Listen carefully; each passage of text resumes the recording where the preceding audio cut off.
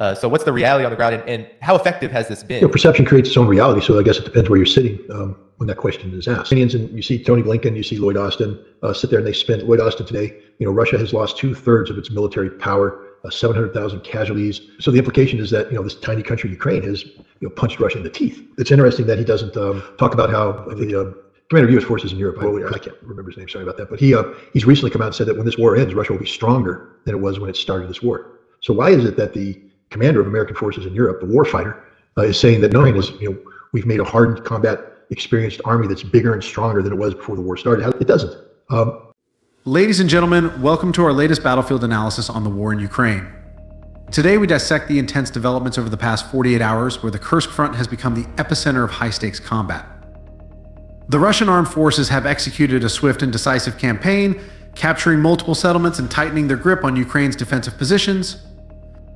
According to military expert Inspector Scott Ritter, the latest Russian maneuvers showcase a highly coordinated and strategic offensive aimed at not just pushing Ukrainian forces back, but ensuring complete battlefield dominance. Buckle up, because what we are witnessing is not just another round of attritional warfare, but possibly the beginning of a decisive shift in the conflict.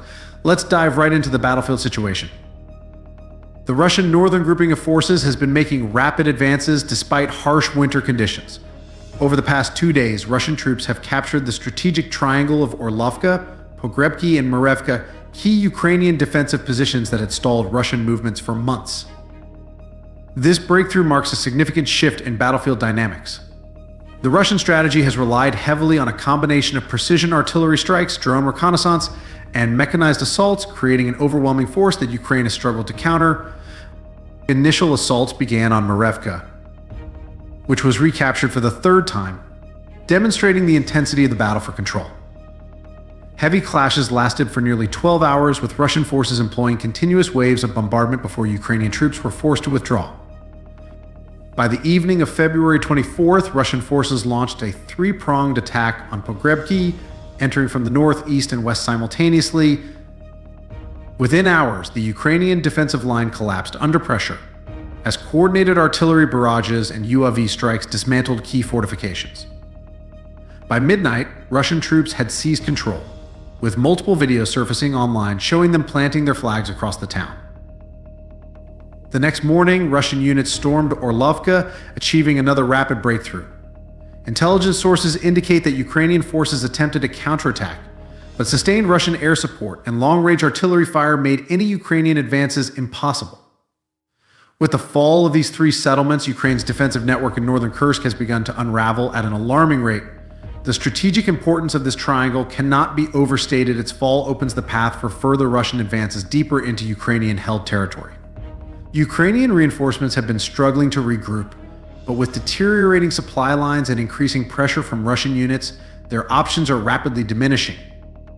Casualties and equipment losses. Russian sources claim that Ukrainian forces have suffered losses exceeding 1,500 personnel over the course of 48 hours. Dozens of armored vehicles, artillery systems, and supply trucks have been destroyed by sustained drone and missile strikes. Intelligence reports suggest that Ukrainian forces in adjacent towns, such as Cherkasku and Martinovka, are now at risk of being cut off as Russian mechanized units continue their southward push. The question remains, can Ukraine stabilize this front before further losses occur, or is this the beginning of a cascading collapse of its northern defensive positions?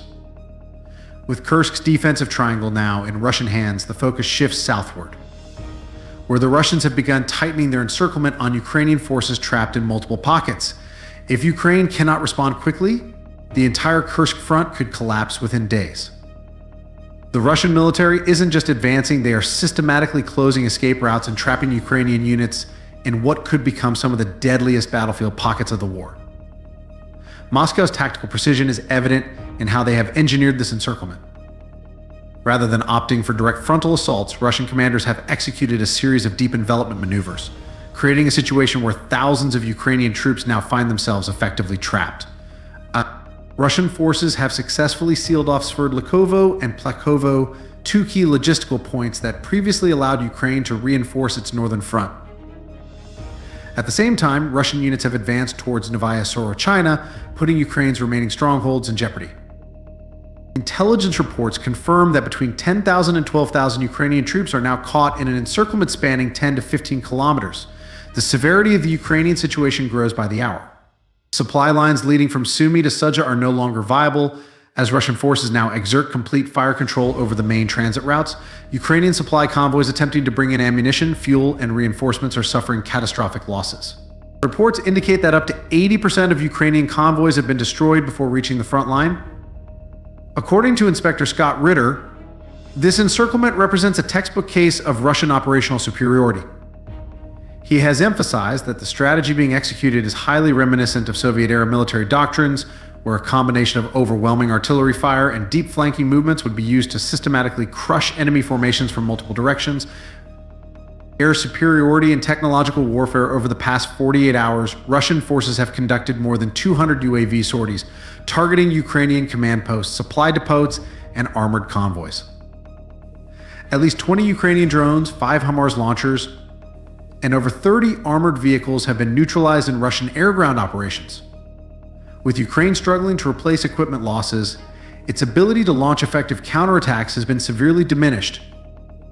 With no reinforcements available in sufficient numbers, Ukrainian commanders now face two grim choices: attempt a highly dangerous breakout through heavily mined terrain under relentless Russian artillery fire, or surrender their positions and retreat further south. If Ukrainian forces fail to act soon, this could become the single largest battlefield capitulation since the fall of Avdiivka. With Ukrainian forces trapped in fire pockets and supply lines completely severed, the situation in Sumy itself is now critical. Could this be the prelude to an even larger Russian operation? Are we witnessing the slow but inevitable collapse of Ukraine's northern front? We'll analyze that next. The Russian push does not stop at Kursk. While securing their gains in the north, Moscow's forces have set their sights on Sumy, increasing pressure on Ukraine's defensive capabilities in this crucial sector.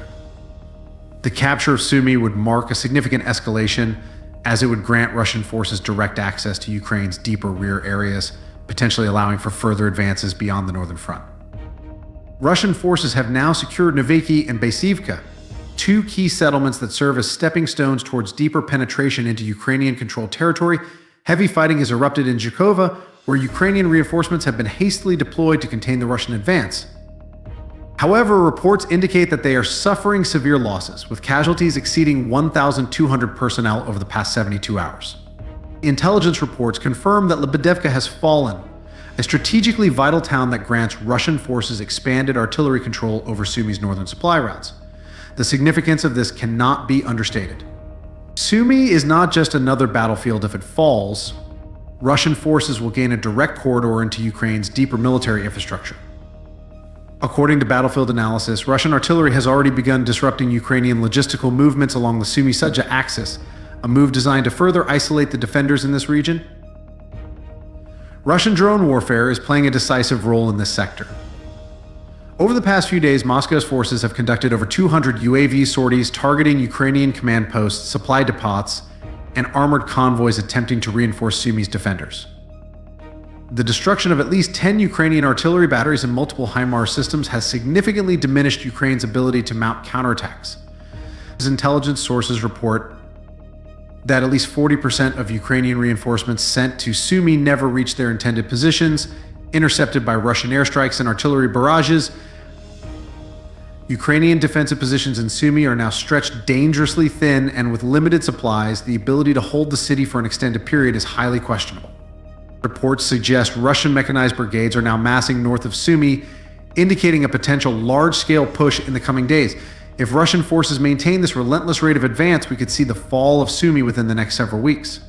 As Russian forces press deeper into Ukrainian territory, another key front is also witnessing intense escalation in the battle for Donetsk, where Russian units are making concerted efforts to break through fortified defensive lines. Let's turn our attention to that sector now. While much focus has been placed on Kursk and Sumy, Russian forces have also been aggressively pushing along the Donetsk front, where battles are intensifying by the day. Reports confirm heavy clashes in Siversk, with Russian forces advancing along the H-32 highway, cutting off critical Ukrainian supply lines. The Bakhmut sector remains fiercely contested, but Moscow's forces have managed to recapture several key positions.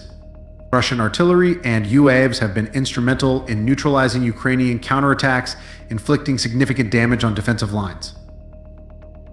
To the south, Russian forces are engaged in intense battles near Kurakov and Velika Novosilka, slowly wearing down Ukrainian resistance through relentless bombardment and mechanized assaults. Analysts believe the Russian strategy in this region mirrors what we have seen in Kursk and Sumy, a calculated approach that relies on overwhelming firepower and strategic envelopment to force Ukrainian units into unfavorable positions.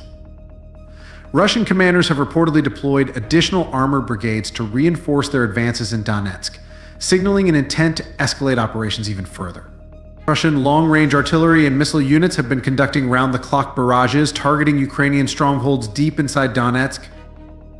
According to battlefield reports, Ukrainian units defending Siversk have suffered over 2,000 casualties in the past 10 days, severely weakening their ability to maintain the front line. Further south, Russian mechanized divisions have advanced at least 7 kilometers, overrunning Ukrainian defensive lines that have been held for months. According to military expert Inspector Scott Ritter, these movements are indicative of a broader Russian plan aimed at stretching Ukrainian defensive lines beyond their operational capacity. Ritter notes that Ukraine is now facing a logistical nightmare, trying to reinforce multiple fronts with dwindling resources while dealing with persistent Russian advances. Ukrainian supply hubs are now under increased Russian fire, further weakening the already fragile logistical network. Russian forces have secured control of multiple strategic roadways, making it increasingly difficult for Ukraine to maneuver reinforcements where needed. The capture of Donetsk would be a major strategic victory, eliminating one of Ukraine's key defensive nodes in the east.